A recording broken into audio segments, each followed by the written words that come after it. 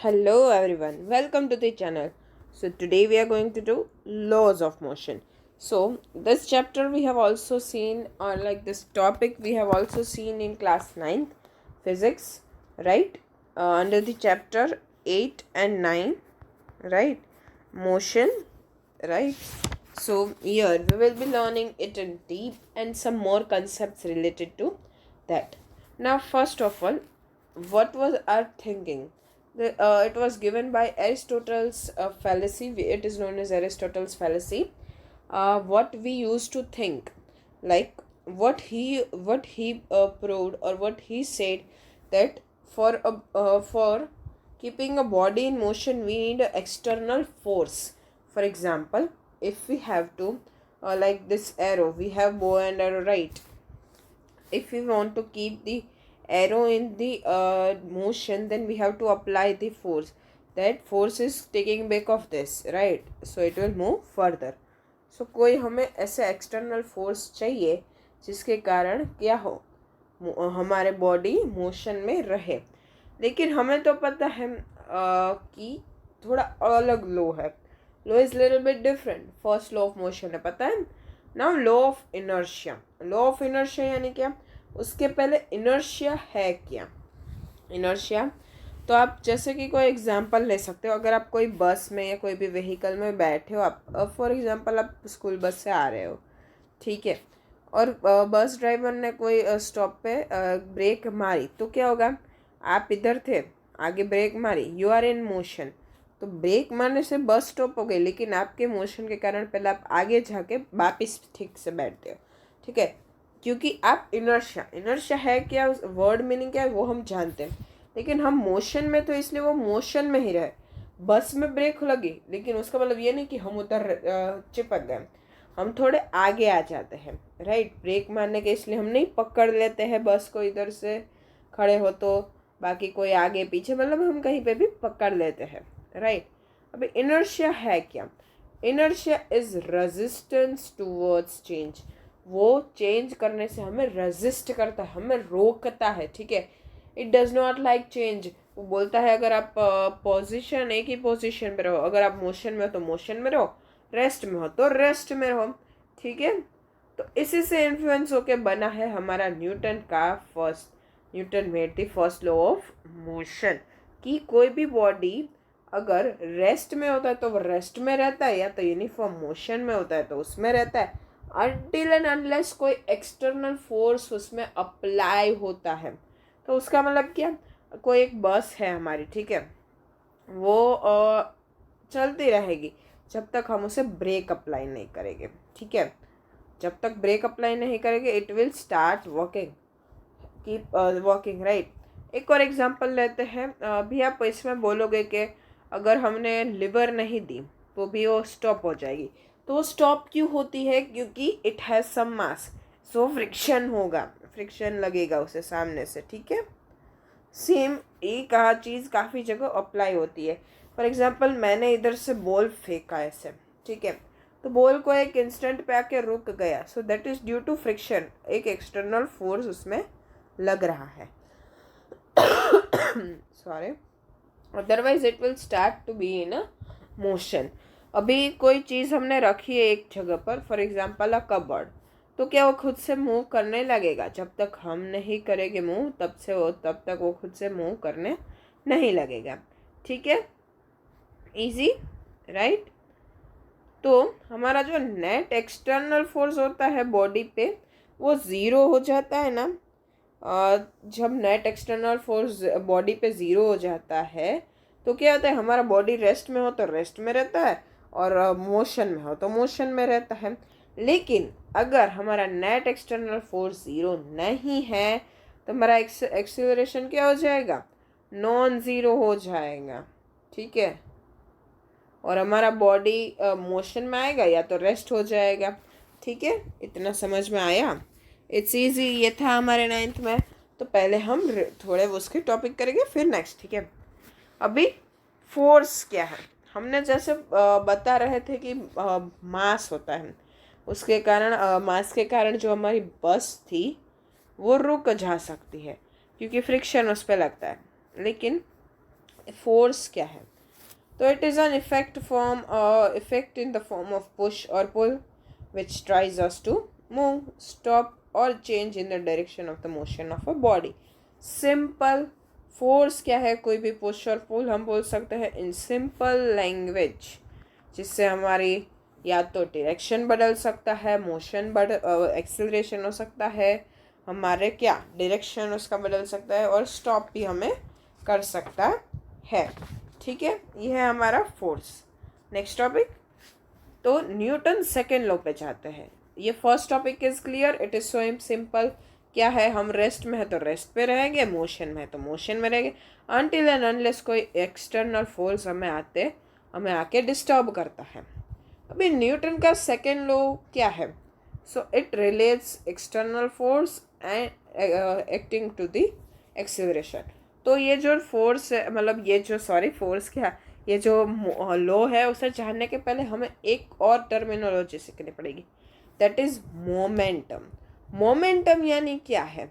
Momentum is nothing but it is product of mass and velocity. कोई भी object का mass into its velocity is known as momentum.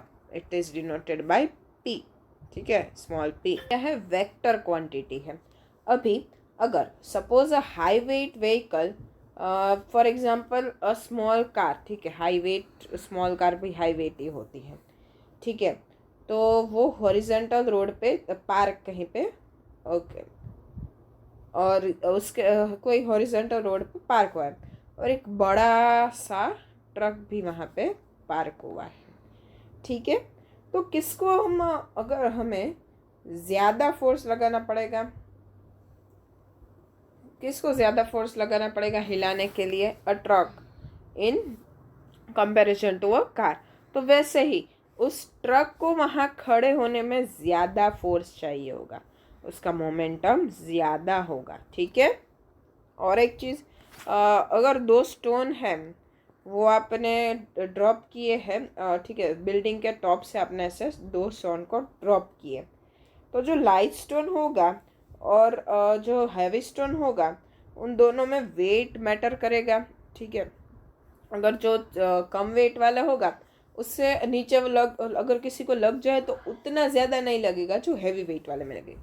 अभी एक और चीज पैरामीटर हमें याद रखना, इसमें देखना पड़ेगा, दैट इज स्पीड और वेलोसिटी, राइट। मोमेंटम में अगर कोई क्रिकेट बॉल आपकी तरफ आ रहा है, अगर किसी ने सिंपल थ्रो मारा तो उतना नहीं लगेगा, लेकिन अगर क्रिकेटर बॉलिंग कर रहा है और आप बीच में जाके उनको डिस्टर्ब करोगे, then ball will disturb you, right. वो क्रिकेटर कुछ करे करना करे, बॉल आपको वो गेम बिगाड़ने के लिए कर देगा पनिश, ठीक है, right. The same force of the same time causes the same change in momentum of our different bodies. Same force हम अप्लाई करते हैं सेम टाइम पे, तो सेम चेंज होता है कोई भी ऑब्जेक्ट के मोमेंटम पर, ठीक है। इट इज़ सिंपल, आपने अगर सेम टाइम लिया, सो v में हमारा टाइम इज पैरामीटर, मास के साथ हम फोर्स पैरामीटर कर सकते हैं, ठीक है। तो क्या होगा उसके कारण? हमारा momentum change in momentum, sorry not change, हाँ, some change in, it will have same change in momentum. हाँ, अब आता है हमारा सेकेंड लॉ ऑफ मोशन। अभी हमें समझ में आएगा जो हमें सबसे हार्ड लगता था law of motion. So the rate of change of momentum, या तो मास बदल सकता है या तो v बदल सकता है, या तो दोनों में थोड़ा बहुत डिफरेंस आ सकता है, ठीक है। Of a body is proportional to the applied force and takes place in the difference, ठीक है। जितना आप फोर्स लगाओगे उतना आपका चेंज इन मोमेंटम होगा, ठीक है। ये है हमारा क्या, न्यूटन सेकेंड लॉ। आपने ज़्यादा फोर्स लगाया तो क्या हो सकता है, वेलोसिटी बढ़ सकती है, या मास में कुछ डिफरेंस हो सकता है, ठीक है। तो भी फोर्स का फॉर्मूला तो आपको पता ही होगा। फोर्स आप फॉर एग्जांपल एक के ले लेते हैं हम एज अ या कांस्टेंट, और दूसरा हम dp बाई dt यानी हमारा derivation of momentum by derivation of time. That's why we said अगर फोर्स और टाइम कांस्टेंट है तो हमारा मोमेंटम, चेंज इन मोमेंटम भी बहुत कम होगा। लेकिन अगर उसमें कोई डिफरेंस हो रहा है लेकिन तो इसमें भी डिफरेंस आएगा। अभी एक होता है एम, तो मास को ऐसे ही रख देते हम। लेकिन दूसरा क्या, V by T. V by T क्या होता है, योर एक्सिलरेशन। सो के हमारे पास पहले से था, so we got M into V by T. अभी डेरिवेशन ओके के, तो के M A, right, yes. So इस तरह से हमें फोर्स का फॉर्मूला मिला as F is equals to M A. Newton K G metre पर सेकेंड स्क्वायर इसके क्या है, यूनिट है, ठीक है। मीटर मास का केजी और एक्सीलरेशन का मीटर पर सेकेंड स्क्वायर। तो अभी हमने पता है चैप्टर 1 में डायमेंशनल फॉर्मूलाज किए थे लर्न, और जब भी चैप्टर में कोई भी नया फॉर्मूला आता है तो हमें उसे डायमेंशनल फॉर्मूला जानना है। तो हम फोर्स का जान लेते हैं, mass into acceleration, K G metre पर second square. kg stands for mass m1, meter stands for length 1 and times t square आएगा t minus 2, ठीक है, करेक्ट और not, right. it is again a vector quantity as it has acceleration, right, okay। अभी एक नई terminology आती है, that is impulse. Impulse क्या है वो जान लेते हैं, ठीक है। So it's a product of force and time which equals in change in momentum, ठीक है, ओके। हम ये जो D P by D T क्या लिखते हैं, फोर्स, तो फोर्स इंटू डी टी हम डी पी लिख सकते हैं, तो इसे हम बोलते हैं इम्पल्स, चेंज इन मोमेंटम को, ठीक है। Large force act on a short time to produce measurable change in momentum. अभी शॉर्ट टाइम में भी ऐसे बहुत ज़्यादा चेंज हो सकता है, मेजरेबल चेंज कभी कभार आता है, ठीक है। Since the time of action of the body is very short, one can assume that there is no appreciable change in position of the body during the action of the impulsive force। अभी जो ये time का change है ना, that is so small.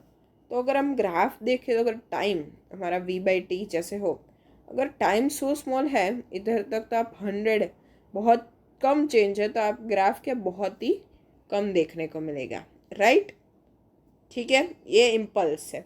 Impulse is nothing but change in momentum. Impulse का अगर आपको दिया हो तो it may be like p2 minus p1। इसका भी डायमेंशनल फॉर्मूला क्या रहेगा, केजी मीटर पर सेकेंड स्क्वायर, सो m1 l1 t minus 2, right, all right. अभी न्यूटन का थर्ड लॉ पे, हम न्यूटन के थर्ड लॉ पे जाते हैं। न्यूटन के third law is like very easy, और जो हमको अब तक इतना याद नहीं था, लाइक इतना हम फोकस नहीं करते थे।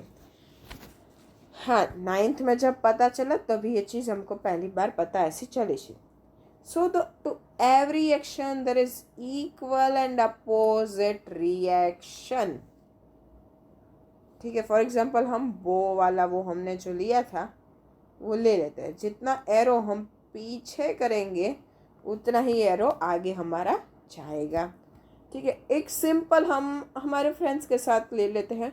हमने अगर हमारे फ्रेंड के साथ मस्ती की तो सामने हमारा फ्रेंड भी हमारे साथ मस्ती करेगा, भले उसका जो रिएक्शन होता है वो थोड़ा ज़्यादा होता है हमने जो किया है उससे ज़्यादा, लेकिन ठीक है, हम इस ऐसा मान लेते हैं it has equal and opposite. Yes, one more thing, अगर मैंने इधर से वेलोसिटी फॉर एग्जांपल एक्स डाली, तो हमारे सामने फॉर एग्जांपल फ्रिक्शन जो स्टॉप करने के माइनस एक्स लगेगा। ये कोई भी फोर्स हो सकता है, ठीक है, कोई भी, right, alright. So this is nothing but Newton's third law. अभी और एक हमारा है law of conservation of momentum, law of conservation of momentum. So the total momentum of a isolated system particles is conserved। ये उतना ज़्यादा simple, मतलब change in momentum होता है वो कांस्टेंट रहता है, ठीक है, इट रिमेन्स कंजर्व्ड मतलब ऐसा नहीं कि मोमेंटम एंड हो जाए, ठीक है, मतलब मोमेंटम कहीं ख़त्म हो जाए, ऐसा नहीं हम कह सकते एक बॉडी में से दूसरे में जा सकता है। फॉर एग्जांपल हम फोर्स लगा रहे हैं तो हमारे में से दूसरे में मोमेंटम जा सकता है, कहीं से ऐड या निकल नहीं सकता है, ठीक है, ठीक है। So the law follows from second and third law of Newton, ठीक है। अभी फ्रिक्शन जिसकी हम बात कर रहे थे, तो it is nothing but opposing force that opposes relative motion of a body over the surface of other body, ठीक है। अभी फ्रिक्शन, ये तो हमारा फ्रिक्शन। तो और एक टॉपिक है हमारे में, so that is common forces in mechanics, equilibrium of particles, that is also important, that are the new topics, let's learn. उतना ज़्यादा कुछ है नहीं, it is under the topic law of conservation और उसमें ही फ्रिक्शन के अंदर, लेकिन थोड़ा और हम पढ़ लेते हैं, लाइक ऐसा ना हो कि कोई टॉपिक हमारा बच गया। So equilibrium of the particle in mechanics refer to situation when the net external force of the particle is zero, ठीक है। अगर फॉर एग्जांपल दो फोर्स लग रहे हैं, एक F1 और एक F2, तो हम ये बोल सकते हैं कि F1 equals to minus F2, क्योंकि हमने थर्ड लॉ के अकॉर्डिंग भी सामने ऐसे इक्वल एंड अपोजिट, लेकिन वो ये बात नहीं है। लेकिन इक्विलिब्रियम क्या होता है, जहाँ पे मैकेनिक्स के अंदर इक्विलिब्रियम वो होता है कि कोई भी फोर्स, फॉर एग्जांपल इधर इधर इधर से सभी जगह से उसके ऊपर फोर्स लग रहा है, लेकिन जो नेट फोर्स है वो क्या होगा, ज़ीरो होगा। तो कैन वी से दिस कि इधर से फॉर एग्जांपल F1 हमने डाला, forget about the other two, ये जो हमारे दो है उसमें से एक बाजू से F1 डाला, दूसरे बाजू से F2 डाला, तो F1 और F2 इक्वल है, they are the equal, but उनकी डायरेक्शन अलग है, एक माइनस है। आप इधर भी माइनस लगा सकते हो, ठीक है, it would be same, right, it is easy. अभी आपको इसके ऊपर लाइक कोई सम दे सकते हैं, उतना कोई पूछेगा नहीं, लेकिन अगर 3 साइड आप कितना है, there can be questions, right. ऐसे आपको 3 साइड तक फोर्सेस जा रहे हैं, तो आप बोल सकते हो कि कोई एक डायरेक्शन हमारा हो, तो F1x फॉर एग्जांपल ये हमारा F1 है, F2 है, F3 है, ठीक है। F1x plus F2x plus F3x क्या हो जाएगा, तीनों का एडिशन 0 हो जाएगा, राइट, ठीक है। So here our chapter ends. Thank you so much for watching. If there is any doubt, comment me below. Do not forget to like, share and subscribe. Thank you.